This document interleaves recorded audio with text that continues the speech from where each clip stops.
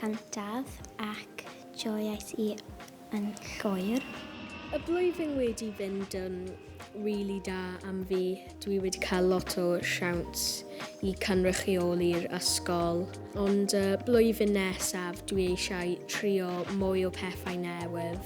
Blwyddyn yma fi wedi cael llawer o hwyr ac rwy'n barod i gael mwy blwyddyn nesaf.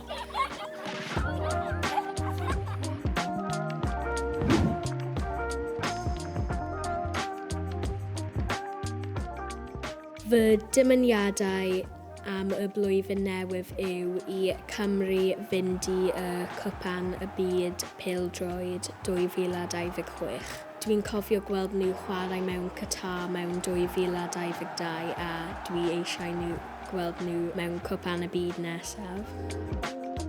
Rydw i'n creu mwy ffrindiau ac fel dod mas o fel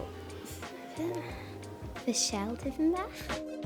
Dwi eisiau trial neu clwbiau newydd a trial fel pethau newydd. Fi moyn bwyta llai o siocled a glosyn. Mwy o cerdded ac rhedeg a pethau tu allan. Amser cinio a beth well na chydig o gynnyrch Cymreig ar y fwydlan. Ond tan eleni, doedd ddim un llysieuyn o Gymru yn agos i'r platiau yma.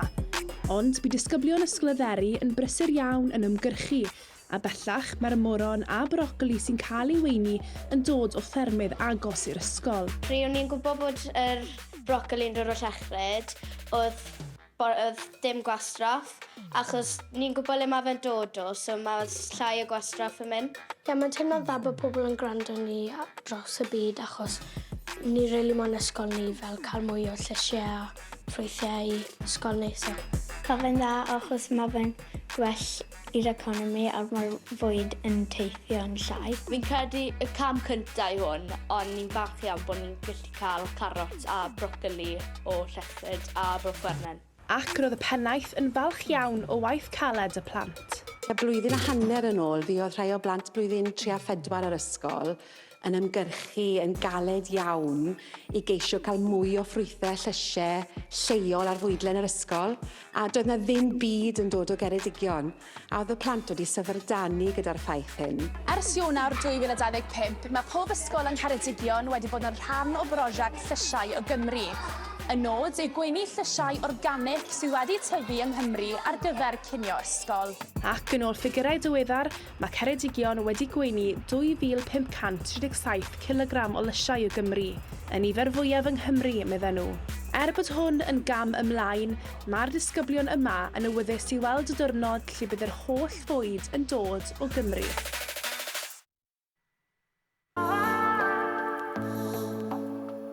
Wnaeth i gael mewn i sgrifiau tua 2 blynedd yn ôl o ffrind a roedd brawd fi'n gwneud hoci, so roedd e jyst i fel dod fewn yn naturiol.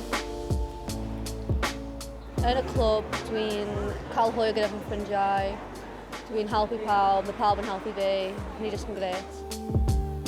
Fel Sglefrio Synchro, dwi wir yn hoffi y cymdeithas fel y cymuned a creu gyda ffrindiau newydd. Mae'r cystadlaethau dwi'n cystadlu yn yw'n hwyl. Dwi'n hoffi perfformio gyda fy ffrindiau gorau. Ac maen nhw'n jyst yn fel bondio yn gwych ac mae'r cystadlaethau yn hwyl i gwneud. Dwi'n hoffi bod yn clwb inclusive oherwydd mae'n rhoi siawns i pawb ysglefrio unod os maen nhw ddim wir gallu. Ni wedi gwneud llawer o cystadlaethau gwahanol. A dwi'n hoffi gwneud cystadlaethau oherwydd dwi'n hoffi perfformio a dwi'n hoffi bod gyda fy ffrindiau. Ac ni'n hynod o hapus bod ni wedi ennill y gwobr am bod yn tîm inclusive da. Mae'n da i gweld sglefrwyr pwy ddim yn hoffi sglefrio neu ddim yn gwneud sglefrio yn fel cychwyn gael o hyder i trio pethau newydd ac ti'n gweld o a maen nhw'n wir yn hapus. Yn y dyfodol, i'r clwb, dwi'n hoffi fel mynd i gymaint o cystadlaethau ac jyst wneud y gorau glas.